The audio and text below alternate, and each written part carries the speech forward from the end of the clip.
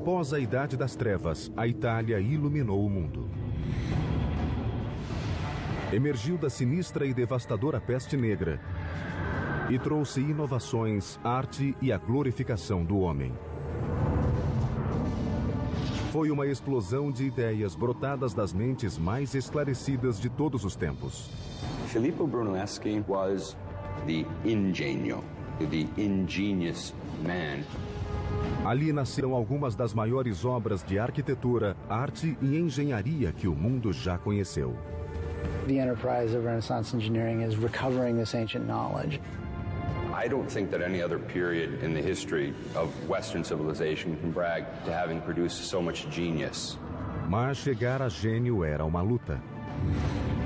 Os construtores enfrentaram desastres naturais sem precedentes, os dogmas da igreja e os rivais. And the Italian peninsula becomes the cockpit, the fighting point. Essa foi a era dos arquitetos, a qual criou a gratificante sensação de que nada era impossível.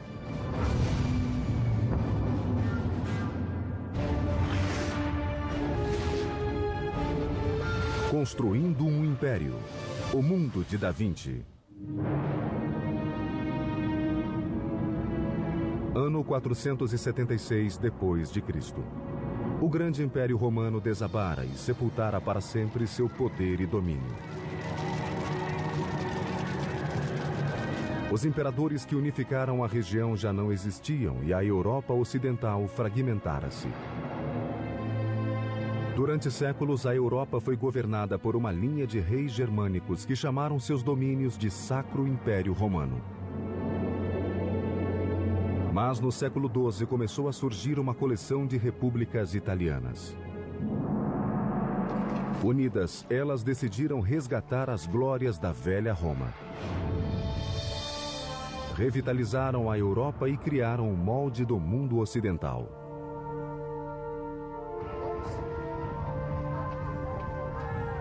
Hi, I'm Peter Weller.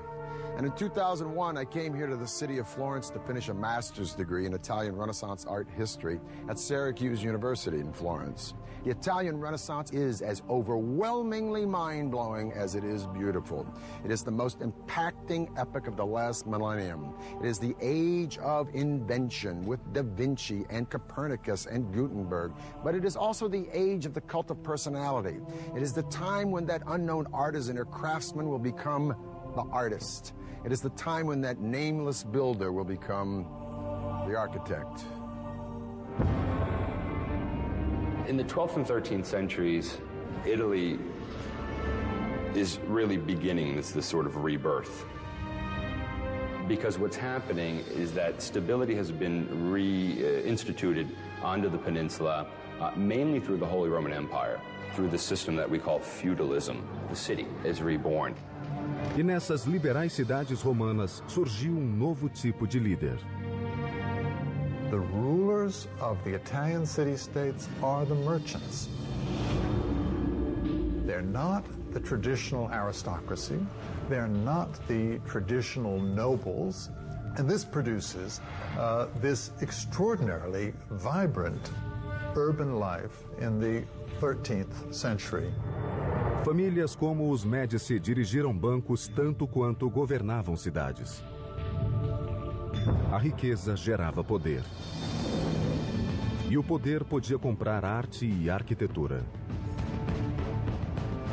As cidades começaram a construir em grande escala, sempre de olho no vizinho e ciosas da própria independência.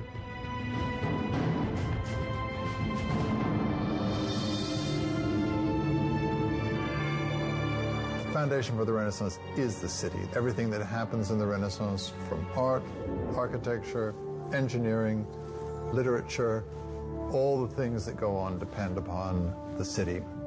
Uma ambiciosa cidade que buscava o poder era uma república florescente situada ao longo de uma importante rota de comércio entre a França e Roma. Seu nome era Siena. I come here to the Piazza del Campo once a year to witness that medieval harangue on horseback around here called Palio. 3 times around this Campo, 90 seconds of speed and violence on bareback horses. When the horses run, they pass this magnificent 15th century sculpted fountain called the Fonte Gaia by Jacopo della Quercia. Now today, when we turn on a tap, we just take it for granted that H2O is going to come out. But the Sienese needed this fountain because when they were making all this loot, prosperity begets a city jam-packed with people. And more people demands, as we have seen with Persia, with Carthage, with Rome, with the Maya, more water. Mas prover essa cidade de água suficiente era um desafio complicado.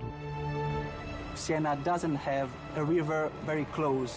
So they had to find this water somewhere else. They thought they could find another way to go and search for water. And that way was building some tunnels underground. Escavando uma rede de túneis subterrâneos, chamados bottini, os engenheiros chegaram a fontes naturais e lençóis de água que havia na periferia. Aos poucos, a água chegava a esses túneis muito estreitos que acabavam em tanques. Mas escavar esses bottini não era fácil.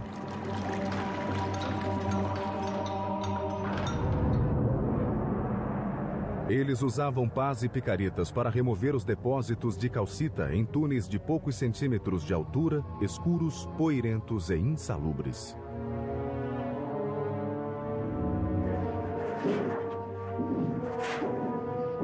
A bottino like this one would sometimes run for miles and miles, so the engineers had to know just where in the heck they were going. So every so often they dug a hole up to the surface, and these holes were called occhi, or eyes. It would give the engineer a sense of where the direction of the bottino would be, and if they were wrong, they could redirect the bottino. A água corria pelos túneis, distribuindo-se pelas regiões mais necessitadas, e ainda alimentavam as fontes das ruas e avenidas movimentadas como a Fonte Gaia. Now these channels had to be pitched at an angle ever so slight, imperceptible to the naked eye, less than 1 degree, because if the water flowed too steeply, it would overwhelm the system. So to keep this from happening, the engineers used an instrument called an archipendolo. It's nothing but a pendulum. It's a stick with a string and a weighted ball or stone at the end. No matter how much you pitch the stick, the string will always remain vertical, giving you a vertical line in a relationship to the tilt of the horizontal stick. In this way, the water would flow quietly and evenly into Siena and fill up the Fonte Gaia. Em 1345, mais de 15 quilômetros de túneis cortavam o subterrâneo de Siena. E assim a cidade cresceu e prosperou. More water brought more people to the boom town. More people to the boom town, more turf is needed. Pretty soon, Siena controls most of southern Tuscany. Now, this prosperity and this land encroachment, if you will, would seriously become the burr in the saddle to one of its neighbors.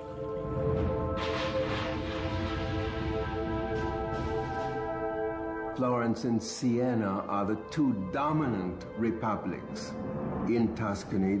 It was a rivalry on all levels. Economic, political, artistically. And in the 13th century, the city-state of Siena, in all three of these categories, was probably Florence's superior. As duas repúblicas seguiam ombro a ombro até que Siena obteve vitória esmagadora na Batalha de Montaperti em 1260. Siena fights Florence. And to put it bluntly, Siena kicks ass. Florence goes home in humiliation and defeat. But guess what? That ain't gonna be for long. A soberba engenharia que tornara Siena tão atraente, nada pôde fazer diante de um dos piores desastres que o mundo já viu. 1347, the Black Death struck. And according to the eminent humanist writer Giovanni Boccaccio, who witnessed the Black Death, the disease killed so fast that you could lunch with your friends and dine with your ancestors in heaven. One conservative estimate is that Siena lost over 60% of its population in a matter of months. One thing is for certain, after the Black Death, Siena would never be a major player again on the stage of early modern Italy. That that singular event probably marks the end of Sienna's role on a kind of international scene, and it also marks the beginning of Florence's rise to power. Siena fora mortalmente atingida e deixou a porta aberta para sua arquirrival Florença tomar-lhe o lugar e começar a escalada rumo ao poder e à glória. Lá foi construído um dos mais magníficos monumentos da modernidade, algo que ninguém havia sonhado construir. Nos séculos 13 e 14, as cidades eram centros de poder na Itália. Mas Florença criou um estilo único. A elite dominante florescia rica e culta. O homem e seu potencial ilimitado ocuparam o centro do palco. A revolucionária ideia chamou-se humanismo. Humanism, quite simply, is an interest in the ancient world. In Italy, all you had to do was look around at the ancient ruins and understand how great man had been in the ancient world. It was all there. If we could imitate that building, if we could take the principles of that building and apply it to our buildings, then we'd have something really remarkable. Quando a peste negra atingiu a Europa em 1347, Florença não saiu ilesa. Praticamente metade da população foi dizimada. Toda a região levaria mais de 50 anos para se reerguer. Mas seria uma recuperação que assombraria o mundo.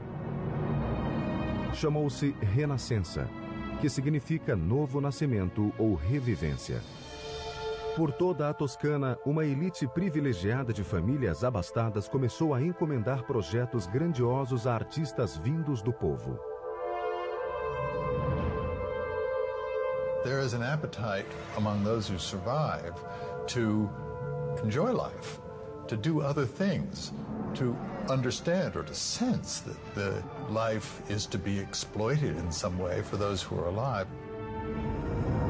Os Médicis de Florença, uma das famílias mais ricas da Itália, liderou o resgate da glória de Roma, restaurando-a em Florença e transformando a cidade em uma nova Atenas. The structure of patronage has changed. Patrons are using artists and architects to celebrate themselves. O exemplo central desse esforço seria a catedral, no coração de Florença. They've never seen a structure that looks like the one they want to build. Right? That's a matter of ambition, of idea.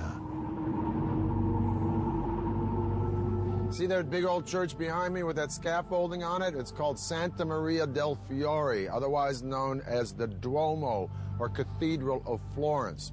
It was built by a guy named Arnolfo da Cambio around 1200s, but you know what? He was dead before it was ever finished. Arnolfo intended for the church to have a dome, but he's dead, so the church stands for a whole bunch of decades without any dome on it at all. Finally, in the 1400s, it's left up to a guy wearing a real genius suit named Filippo Brunelleschi to not only change the entire idea of building, to become an architect, but to make the entire field of architecture a design. Brunelleschi vinha de uma família de classe média e devia se tornar funcionário do governo tal como o pai. Mas ele amava e admirava as artes e começou estudando ourivesaria. It's only in his early 30s that he then moved over and began to become what we now call an architect. Now, Brunelleschi is a maverick and he's brash. His dad is a notary. Brunelleschi wants to study sculpture. Wonder how his dad reacted to that one, huh? Probably like my old man reacted when I told him I wanted to go to New York and become an actor. In any case, by his early 20s, Brunelleschi is a pretty fair goldsmith. Now, in 1401, the baptistry decides it wants to replace its doors, so they hold a competition. Competition comes down to two guys, Brunelleschi and the international Gothic man of the hour, Lorenzo Ghiberti. Brunelleschi was pretty good, but he ain't no Ghiberti. Ghiberti wins, Brunelleschi runs away with his tail between his legs, humiliated in defeat. He loses the competition to Ghiberti in 1401. And it sets up the kind of perfect opportunity for him to leave the city of Florence, then go to Rome and study the secrets of the ancients. Brunelleschi deve ter passado quase 2 décadas em Roma, examinando as obras mais importantes da engenharia antiga. Renaissance Italians are fascinated with the way Romans did everything, the way things were done in ancient Rome, and building is no exception. A big part of the enterprise of Renaissance engineering is recovering this ancient knowledge. Uma obra em particular deve ter causado especial impacto em Brunelleschi: o Panteão. Teriam os romanos descoberto o modo de construí-lo sem as armações de apoio? Nessas 2 longas décadas, ele deve ter examinado cada centímetro do domo, cujo diâmetro ultrapassava os 40 metros, tentando desvendar o segredo de sua construção.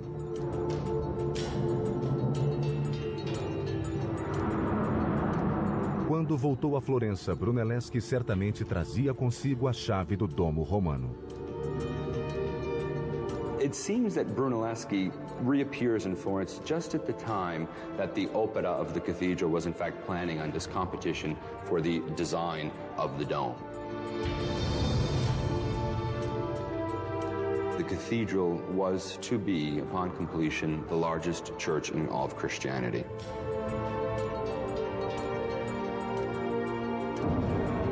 A catedral seria um dos grandes desafios da engenharia italiana.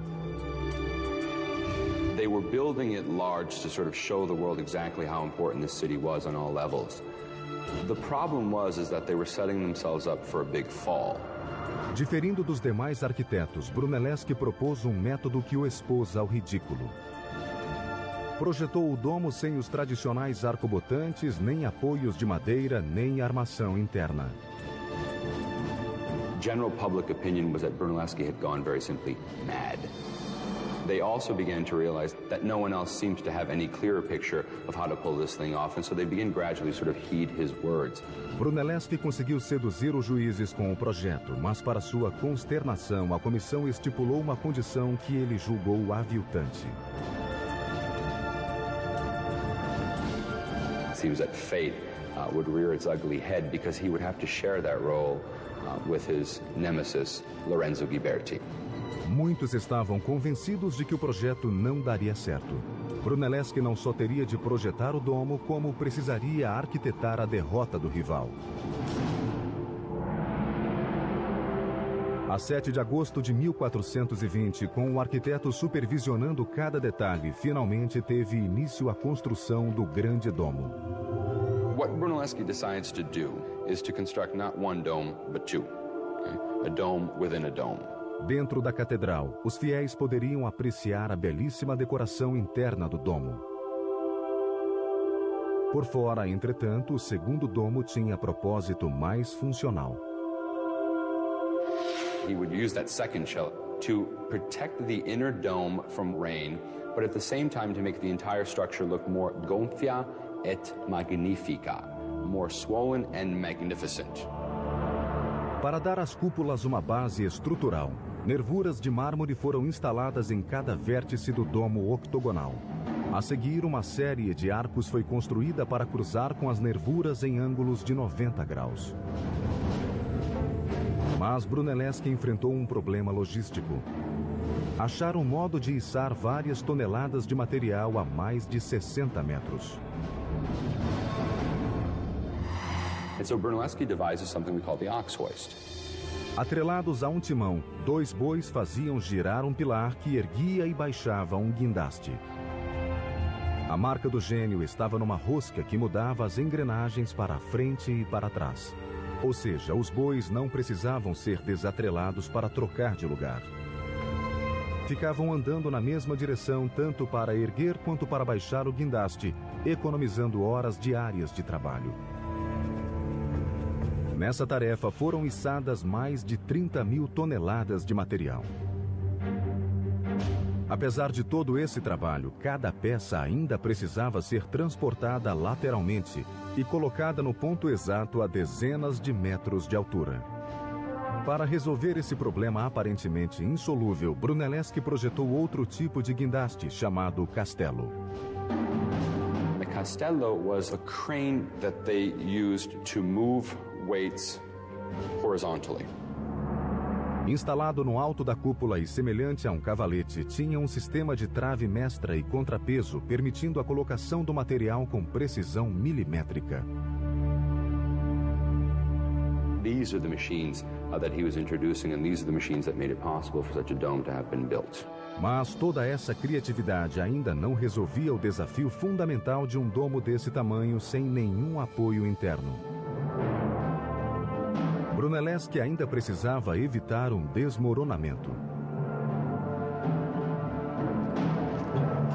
A tarefa exigiu um grande salto de imaginação combinado com engenhosidade e cálculos precisos.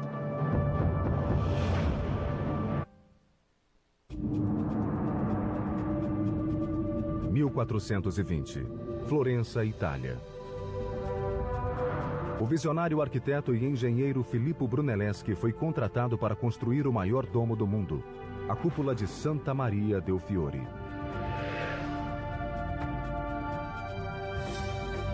Como o domo não tinha suporte, o desafio era evitar seu desabamento. Now, it's one thing to invent a clutch and a flywheel, and you got the donkey only going in one direction, saves a lot of time, and then you invent a crane, it brings the stuff up high. But the more important question is, I'm standing on top of this dome, and how did Brunelleschi keep this sucker from caving in? Ele teria de manter os tijolos no lugar e ainda dar apoio à estrutura. A solução? Assentar os tijolos com uma técnica engenhosa com base em ângulos, fricção e justaposição. Brunelleschi comes up with this invention, if you will, from Rome, which they use decoratively, but we don't know that they used it functionally, of herringbone bricks. You have a short brick here that's sort of bookended by two long bricks, and subsequently you have weight coming down, and weight coming down, and then weight coming across, and then weight coming down, and then weight coming across. The whole point of this is that a herringbone pattern will displace the weight out and down, instead of just directly down, where you might have collapse of your dome. Para resolver o problema oposto, isto é, o deslizamento para fora, Brunelleschi instalou correntes em volta do domo octogonal horizontalmente. They were going to construct these so-called catenae, or these horizontal chains that were intended to maintain the hoop stress or the lateral thrust of the dome. 5 correntes foram interligadas em intervalos regulares para suportar o domo e agir como contrafortes invisíveis. O tempo todo, Brunelleschi foi forçado a supervisionar a obra com um colega e rival, Ghiberti. Agora, com a ideia de instalar as correntes, ele viu a oportunidade de se livrar de Ghiberti.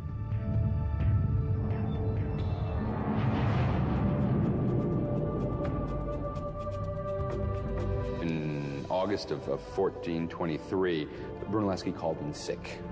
Ghiberti rather reluctantly then begins the direction of the placement of these wooden chains. And as soon as Brunelleschi heard that the process had begun, he miraculously recovers, inspects the quality of Ghiberti's work, and criticizes it publicly, saying they would have to undo everything he had done. Ghiberti retirou-se humilhado, e Brunelleschi foi nomeado chefe vitalício de todo o projeto.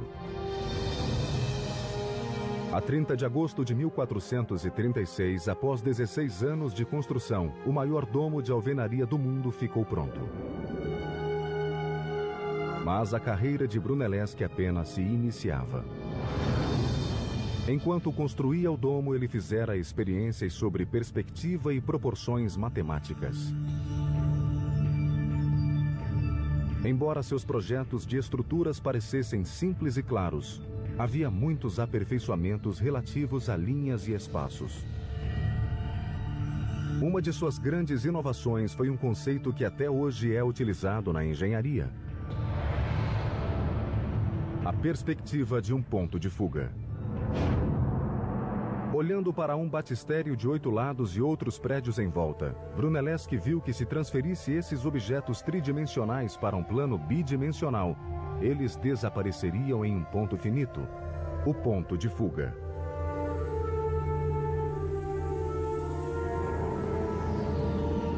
O tamanho aparente de um objeto diminuía à medida que aumentava a distância do observador.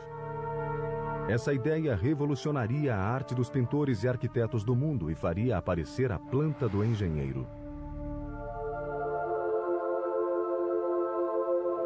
What it does in architecture is change the game all the way through Frank Lloyd Wright and to Frank Gehry today.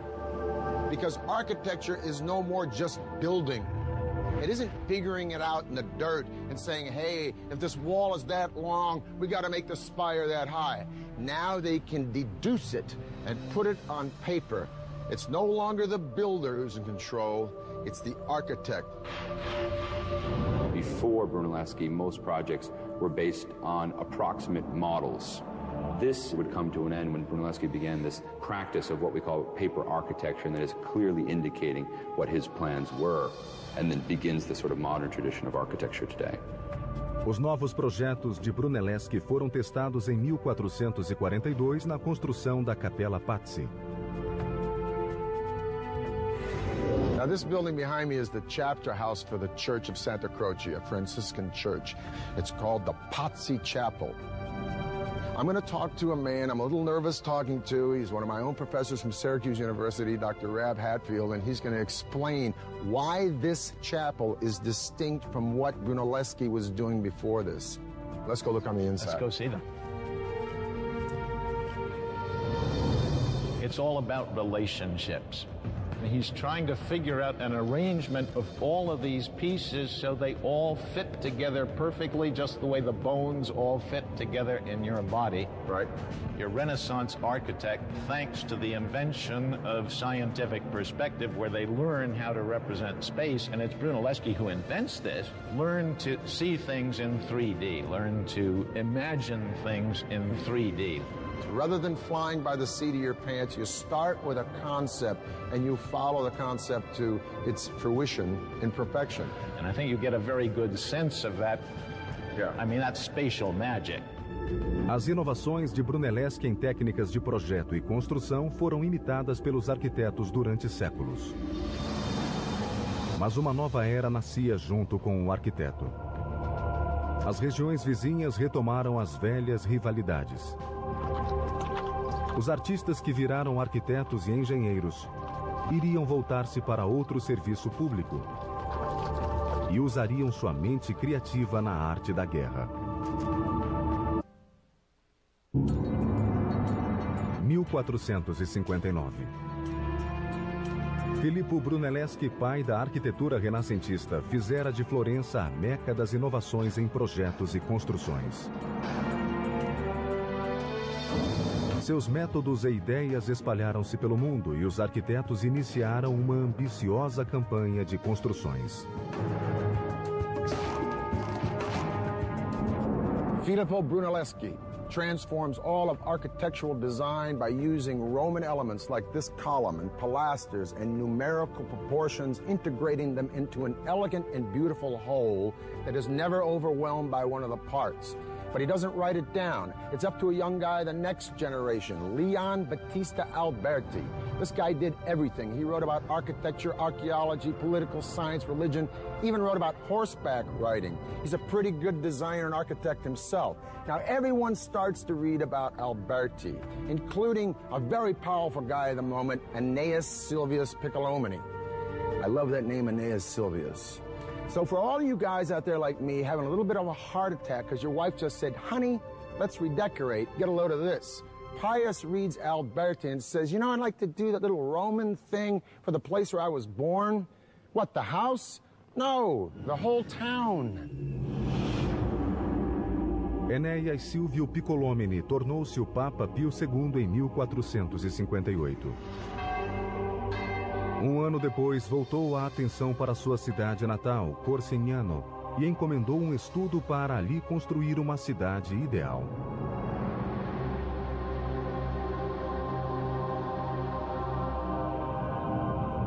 This is the Tuscan town of Pienza. And this is my friend and a guy who taught me, Rocky Ruggiero from Syracuse University. I want to ask you first, is this the first real Renaissance town that's planned as such? To come to this backwater town where, population is a couple of 100 people, it kind of gives Pius free rein. So what he does is to create this rather imposing cathedral. And it's that first impression that you get. And then around this particular structure, he will organize all of the other various archetypes. If this piazza is so perfectly planned with its perfect bishop's palace and its cathedral, why are these streets always crooked? I come up here, I don't know where I'm going. This is actually done intentionally. One thing they didn't want to do was to let people know how small it was. And so they intentionally keep these streets from forming a direct axis so that you always have a corner that's sort of obstructing your view, and it makes it seem much larger than it actually is.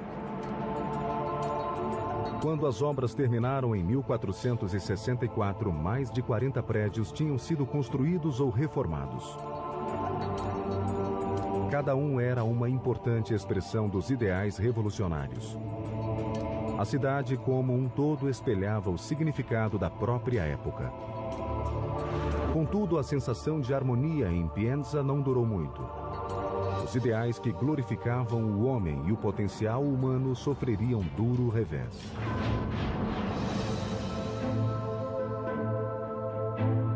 The year is 1492. Not only has Columbus discovered America, but Lorenzo the Magnificent de Medici, that great patron of the arts in Florence, is dead. But a lot of Florence is sick of the Medicis and their cronyism, and they want the Medici kids run out of town. Plus, they've been listening to the sermons of a small Dominican friar named Girolamo Savonarola, who preaches from the pulpit in the Duomo, railing against corruption in both church and state. He advocates a return to a Florentine republic and civic pride and values through piety. Savonarola warns that if Florence doesn't get its house in order, the winds of God's vengeance will blow through the city, and indeed an evil wind is ready to roll all the way through Italy in the form of Charles VIII of France, who wants to reclaim Naples in the name of his country and threatens to sack any Italian town who stands in his way. Savonarola begins to predict an invasion of some sort. And when it finally comes, he's able to say, you see, I predicted this, I foretold it.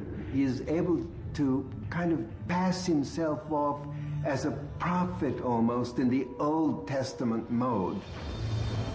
A previsão do padre dominicano seria concretizada. Em 1494, Carlos VIII, rei da França, posicionou-se na fronteira toscana, pronto para marchar sobre a Itália. A Itália era um caos de pequenas repúblicas que brigavam entre si e achava-se muito vulnerável.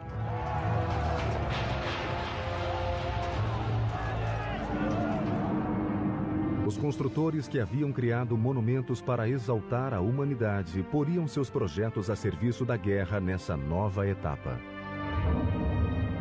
There is no such thing as a trained military engineer. And so it is that your greatest architects of the Renaissance, although sometimes they probably started out knowing nothing about it, were called upon to design the fortifications of major Italian cities.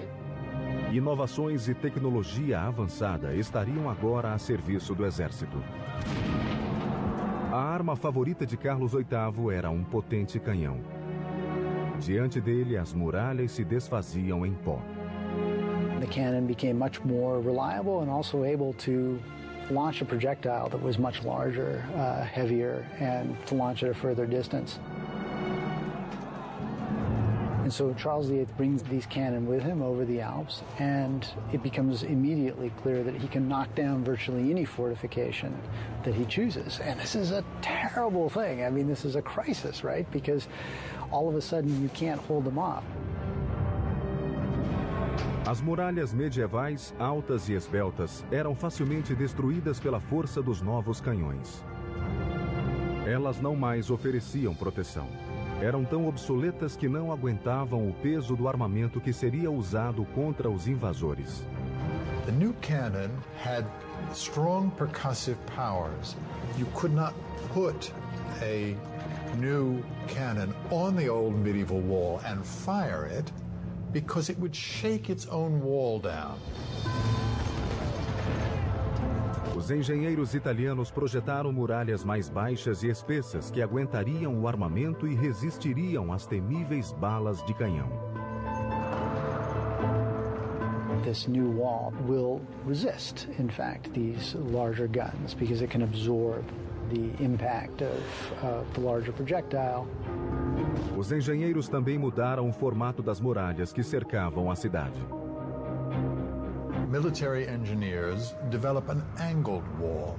As defensas, ou muralha em formato de estrela, mantinham os atacantes à distância, pois os ângulos escondiam os artilheiros e lhes davam ampla visão.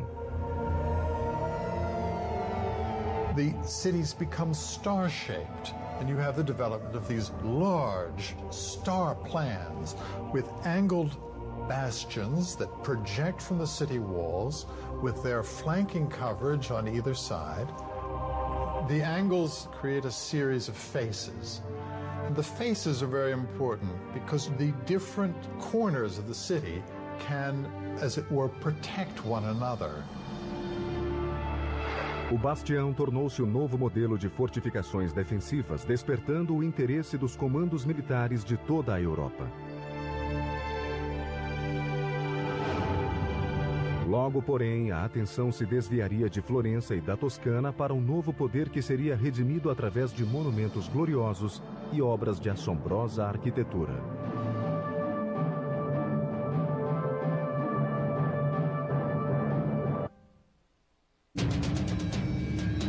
Século XV, Itália. Florença tornou-se o centro da Renascença, espalhando pelo mundo novas ideias sobre arquitetura, artes e engenharia. Mas a atenção de todos logo se voltaria para um antigo poder que retomava seu lugar com força e majestade. O foco do poder e glória voltava à cidade que havia conquistado o mundo: Roma. In the early 1300s, there's a big beef in Rome about who exactly is Pope. So the rightful Pope supposedly goes off to France. And for the next several decades, the papacy lives in France. Now, by the 1370s, when the popes come back to Rome, Rome is a ghost town.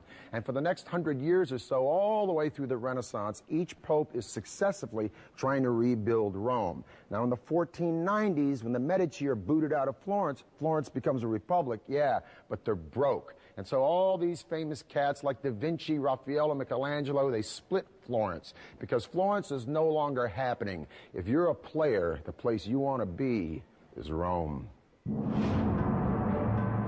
Rome had been nothing in the 14th century because the popes had moved out. But they come back in the early 15th century, and from that point on, they began gradually to reorganize the papal state. Papa em particular desencadearia uma onda de revitalização e engenharia sem precedentes.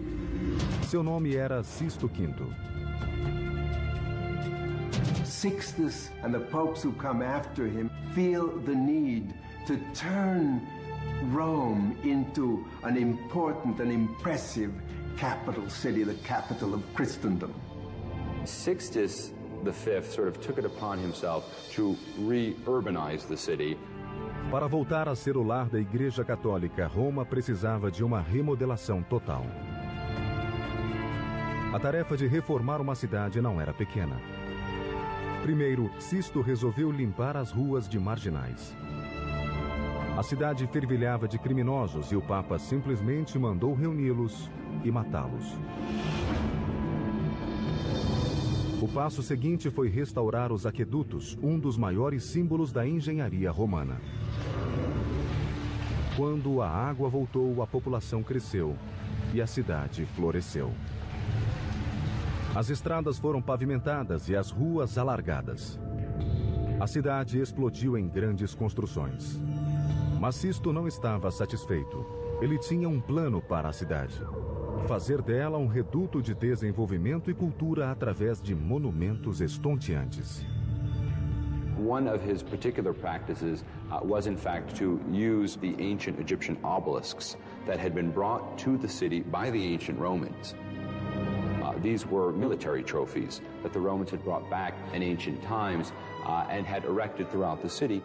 We know today that there are more Egyptian obelisks in Rome than in Egypt itself. And how Sixtus used these obelisks was to, in fact, place them as urban exclamation points. Sisto quis erguer desses obeliscos diante de uma nova catedral, a Basílica de São Pedro. Mas havia um problema. A agulha pesava mais de 300 toneladas. Moving the obelisk was no easy task. Sisto passou o problema para o arquiteto e engenheiro Domênico Fontana. O plano de Domênico era simples, mas muitos o julgaram inexequível. Para proteger a agulha, ele a envolveu em uma colossal torre de madeira. Ao longo desta, mandou prender barras de ferro. A armação de madeira tinha colunas que se erguiam a mais de 30 metros. Cordas pendiam das barras de ferro de tal modo que o obelisco podia ser içado com cabrestantes. Para a operação foi chamada uma equipe de mais de 900 operários. Com 40 cabrestantes, a agulha foi erguida do chão e pousada sobre uma plataforma rolante que a levaria ao novo local.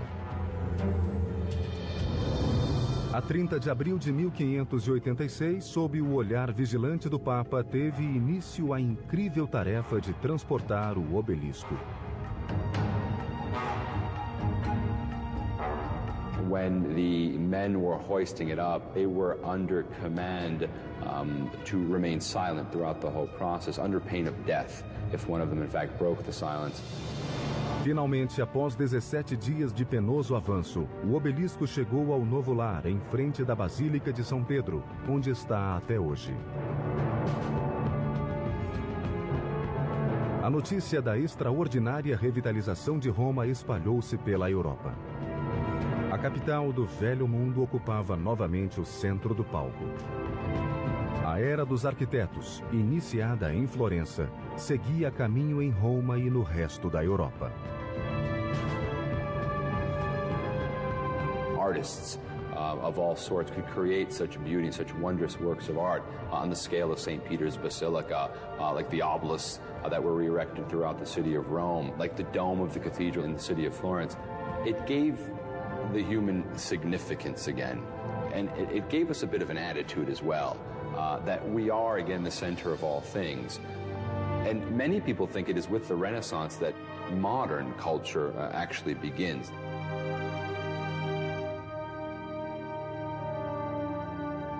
Bella Firenze, beautiful Florence. Well, it looks pretty bella today, but believe me, in 2001, when I was sitting in a freezing apartment down there in the Arno in the middle of the dead of winter, pounding out papers until 4 o'clock in the morning on Botticelli, it didn't feel so bella.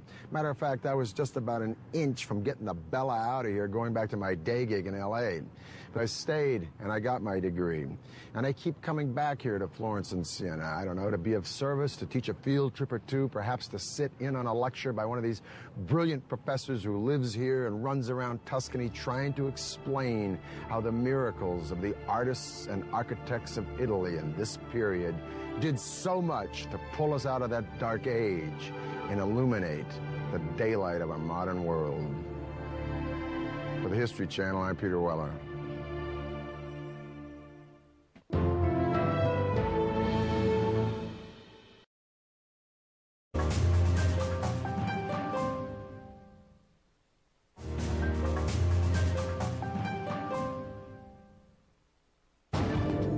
Após a Idade das Trevas, a Itália iluminou o mundo.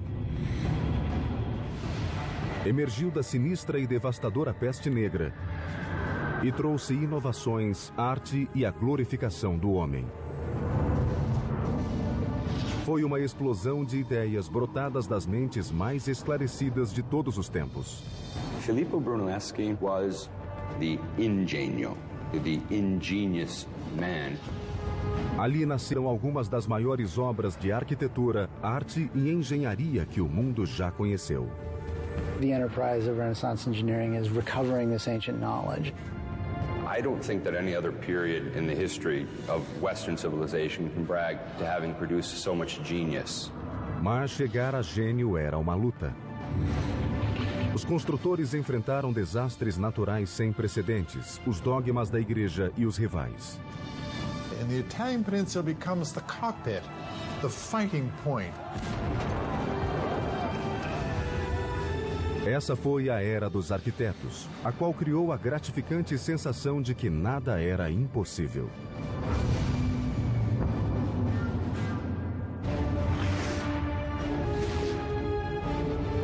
Construindo um Império.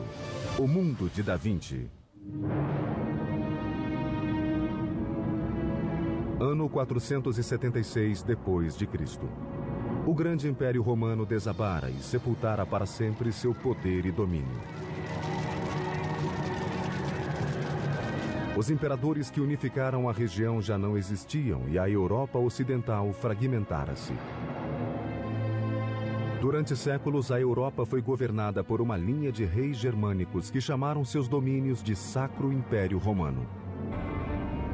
In the 12th and 13th centuries, Italy is really beginning this sort of rebirth. Because what's happening is that stability has been reinstituted onto the peninsula, mainly through the Holy Roman Empire, through the system that we call feudalism. The city is reborn. E nessas liberais cidades romanas surgiu novo tipo de líder. The rulers of the Italian city-states are the merchants. They're not the traditional aristocracy. They're not the traditional nobles. And this produces this extraordinarily vibrant urban life in the 13th century. Famílias como os Médici dirigiram bancos tanto quanto governavam cidades. A riqueza gerava poder. E o poder podia comprar arte e arquitetura. As cidades começaram a construir em grande escala, sempre de olho no vizinho e ciosas da própria independência.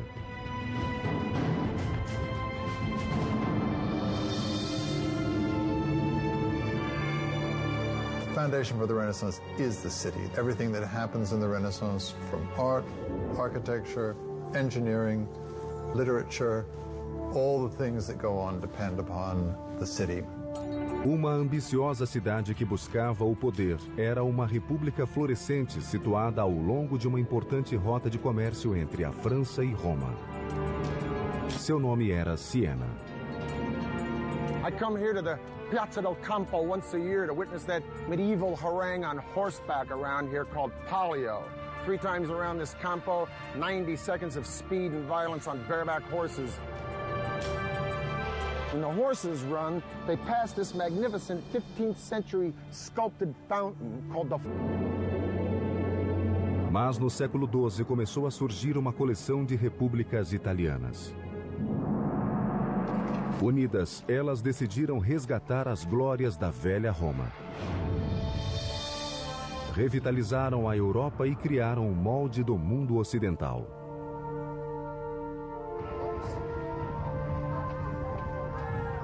Hi, I'm Peter Weller. And in 2001, I came here to the city of Florence to finish a master's degree in Italian Renaissance art history at Syracuse University in Florence. The Italian Renaissance is as overwhelmingly mind-blowing as it is beautiful. It is the most impacting epoch of the last millennium. It is the age of invention with Da Vinci and Copernicus and Gutenberg. But it is also the age of the cult of personality. It is the time when that unknown artisan or craftsman will become the artist. It is the time when that nameless builder will become the architect.